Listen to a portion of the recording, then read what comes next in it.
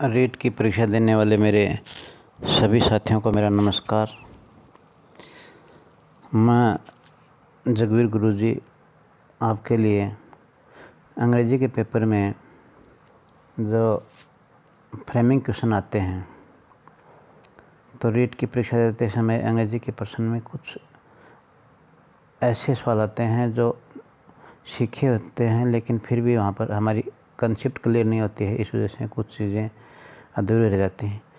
उनको पूरा करते हुए मैं कुछ ऐसे प्रश्न छांट के लेके आया हूँ आपके लिए, जिसमें फ्रेमिंग क्वेश्चन की अवधारणा बिल्कुल स्पष्ट हो जाएगी और रीट का पेपर देते समय आपको बहुत ही लाभदायक अनुभव होगा। तो अगर मेरी वीडियो आपको पसंद आए तो लाइक करना, सब्सक्राइब करना और शेयर करना। और मेरी दूसरी और अलग से वीडियो हैं अंग्रेजी की, वो देखने के लिए नीचे डिस्क्रिप्शन में मैंने लिंक दिया हुआ है। उस लिंक पर जाकर मेरी अन्य वीडियो भी आप देख सकते हैं, शिक्षा मनोविज्ञान की और अंग्रेजी के पेपर की। तो आज मैं शुरू करता हूँ। पहला सवाल में let us go to the market, उसके बाद में खालिस्तान दिया हुआ है। तो फ्रेमिंग क्वेश्चन में कुछ ऐसे सहायक क्रिया से संबंधित सवाल आते हैं जो हमें प्रश्नवाचक बनाने पड़ते हैं। तो उसमें हम सहायक क्रिया सेंटेंस के यानी नरेशन के अकॉर्डिंग ही, स्टेटमेंट के अकॉर्डिंग ही लेते हैं। लेकिन यहाँ पर हमें किसी प्रकार की सहायक क्रिया दिखती हुई नहीं लगती है, लेकिन फिर भी एक नियम है कि लेट से शुरू होते हैं, तब किस प्रकार की सहायक क्रिया हम काम में ले सकें। इसके लिए हम कुछ तथ्य देखेंगे, उसके बाद में ही इस प्रश्न को हल करेंगे। हालांकि प्रश्न में 4 ऑप्शन दिए हुए हैं। पहला ऑप्शन है डू वी और प्रश्नवाचक निशान, दूसरा है शैल नॉट वी फिर प्रश्नवाचक निशान, तीसरा शैल वी प्रश्नवाचक निशान और चौथा ऑप्शन है वुड नॉट वी प्रश्नवाचक निशान। तो ये इनमें चारों ऑप्शन में से कौन सी सही फ्रेमिंग क्वेश्चन के अकॉर्डिंग सहायक क्रिया से शुरू होकर के प्रश्नवाचक तक जाएगी, तो ये तथ्य देख लेते हैं। इसमें आंसर नंबर 3 आएगा। तो पहले देख लेते हैं व्याख्या हिसाब से कि लेटस से शुरू होने वाले सेंटेंस के साथ क्वेश्चन जब बनता है तो टैग शैल वी लगाते हैं।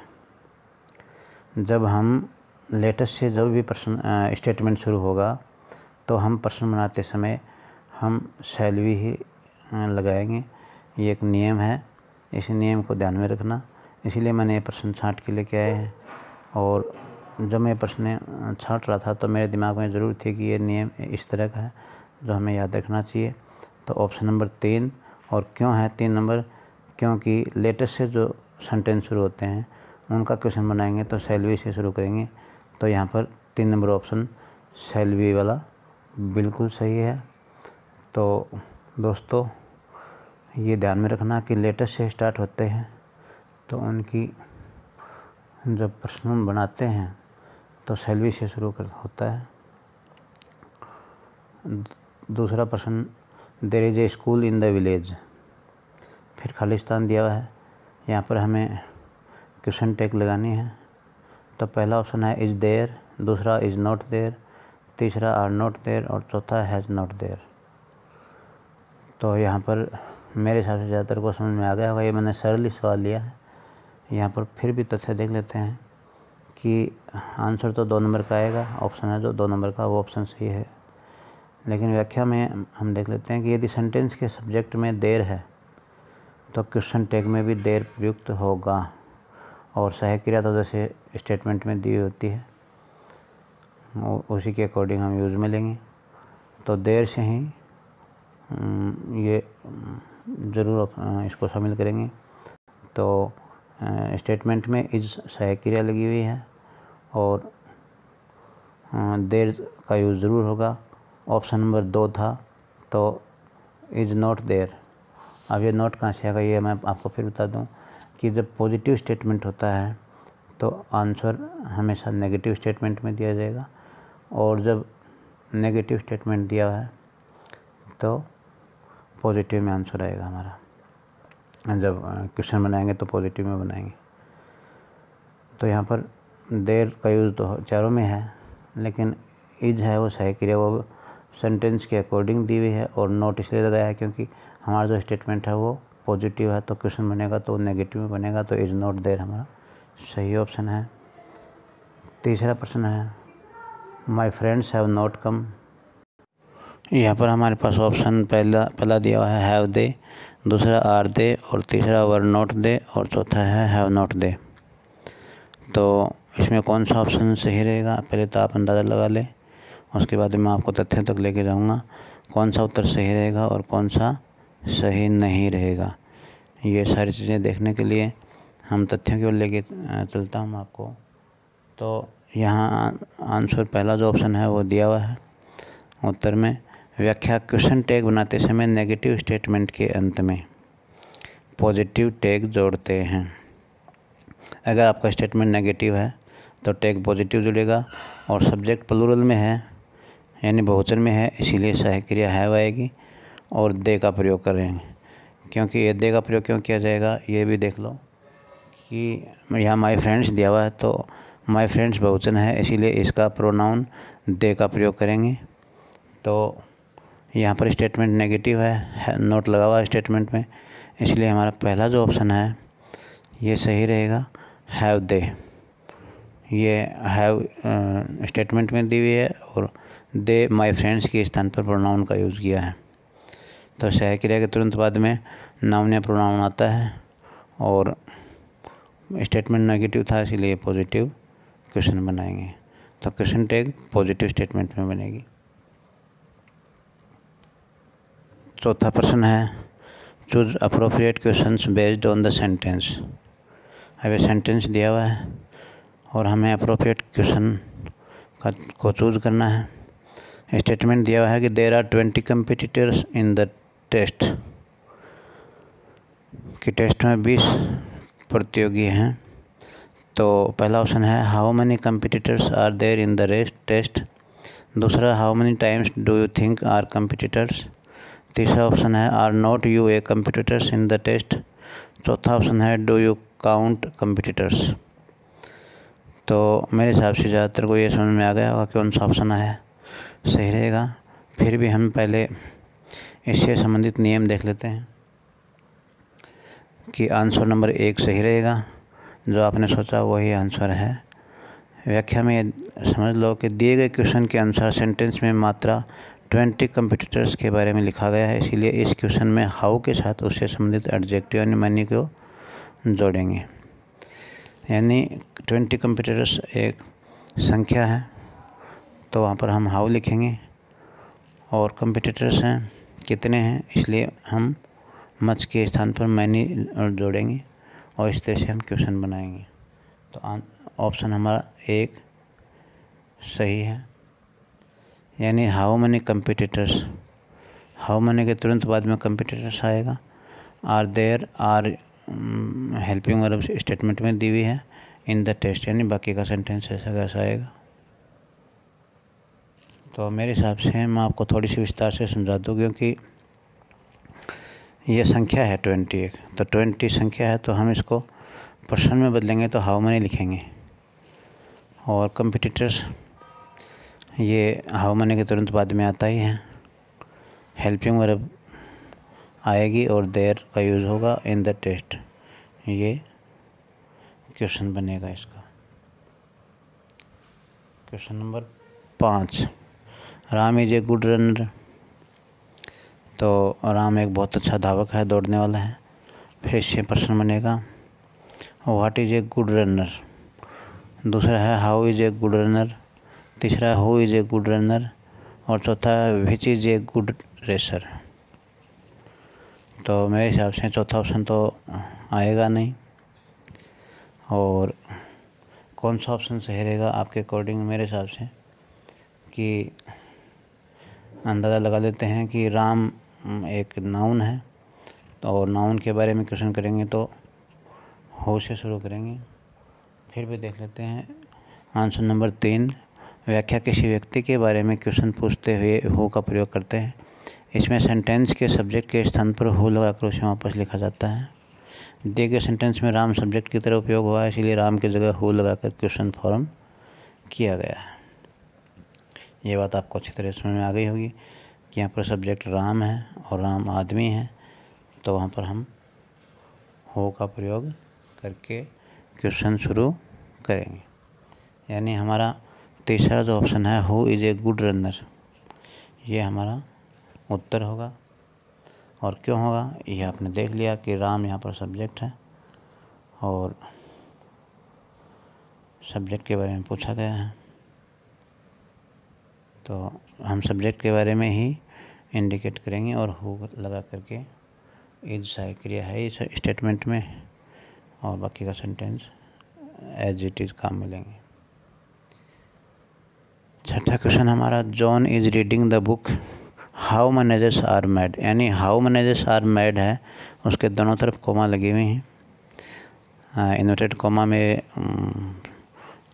शब्द बंद हैं, तो जो वर्डिंग इन्वर्टेड कोमा में बंद है उस पर थोड़ा ध्यान रखना, शायद उत्तर इसी से आएगा अपना।